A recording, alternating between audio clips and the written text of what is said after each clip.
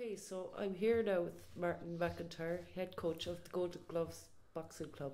So you're starting the season off again, Martin? Yes, Dervilia, we're starting off on the 12th of October this year. It's a late start for us. Really, we run all year round practically. This year we're starting a little bit later because the club has gone back now to younger kids, boy one, girl ones, 11, 12-year-olds, down as far as 10-year-old. So it's a long season now from October until next May.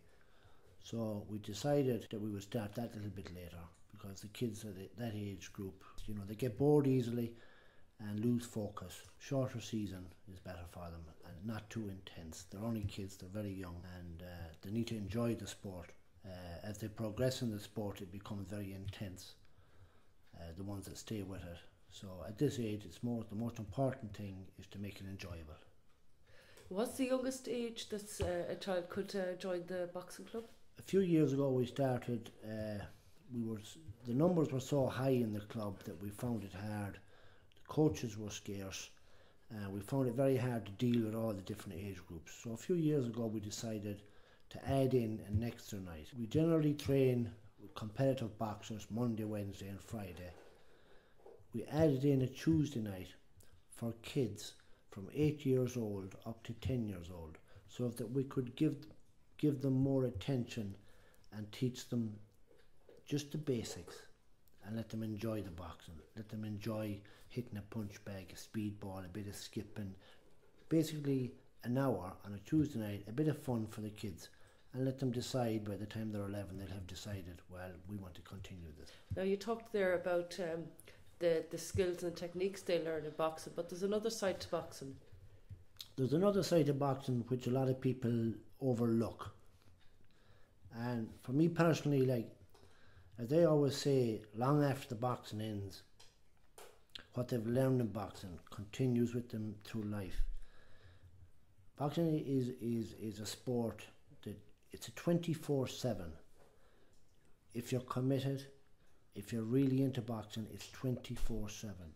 And the skill set you learn in boxing, how to eat, how to respect your body, respect your opponent, respect the people around you, is something that stays with you long after the boxing ends.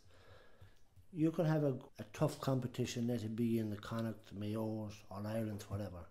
But the one thing you'll always see is the two opponents do is shake hands afterwards. And they have an unspoken respect for each other. And that's something that these youngsters carry with them all their life. 20 years later, 30 years later, they might bump into that person again that they had competed against in their youth, and they'll have respect. They'll remember the day, they'll remember the moment. When you're working with kids of that age group, we know a lot of the initiatives and areas around mental health for youth and the anti-bullying. Can you tell us a little bit about that with the boxing club? Well, I think we were one of the first clubs in the area, or one of the first organisations, I should say, in the area to become part of the anti-bullying programme. And we took it on and we learned about it, and it's a great initiative, fantastic thing. We as coaches have learned so much from it, about how to deal with kids, deal with situations. Sometimes you're so close.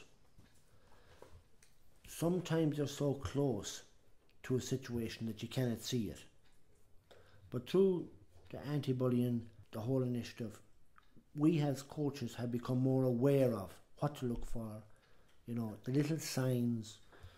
We often see kids coming into the club, and this is very, very important. We often see kids coming into the clubs. And as coaches, of course, we're always trying to achieve the highest level and the best we can do and get the best out of the kids and all this kind of stuff. But when you see kids coming into the club, the new season starts, all the familiar faces come in, and then there's always the unfamiliar faces, new kids come in, and you'll see, from time to time, you'll see a young child, and they're standoff, they don't mix, they kind of stay on their own, they don't mix in with everybody else. But at the end of the season, when you see that kid And that kid, all of a sudden, that kid has matured, and they're mixing in with all the other kids, and they're laughing and they're giggling and having fun. Then, as a coach, you know, well, we've achieved something here. It's not an Irish title, it's not a world medal, it's not a European medal, but we've achieved something here. We have achieved something for that child, has come out with their shell, they've learned to mix, they've learned to get on with other kids, and they're not shy, and you know, you've achieved, that's a huge, huge achievement, bigger than any gold medal that you'll ever win in a club. And like, Irish Céile was, I suppose the groundbreaking organisation that introduced anti-bullying into Eris, which was a huge thing and a brilliant initiative. On that note, Martin, we'll just remind people again that the club is opening next Monday. Registration is, if people or parents and their kids turn up at 7 o'clock. 7 o'clock, yeah. They can meet yourselves, they can have a look at the club, meet the coaches.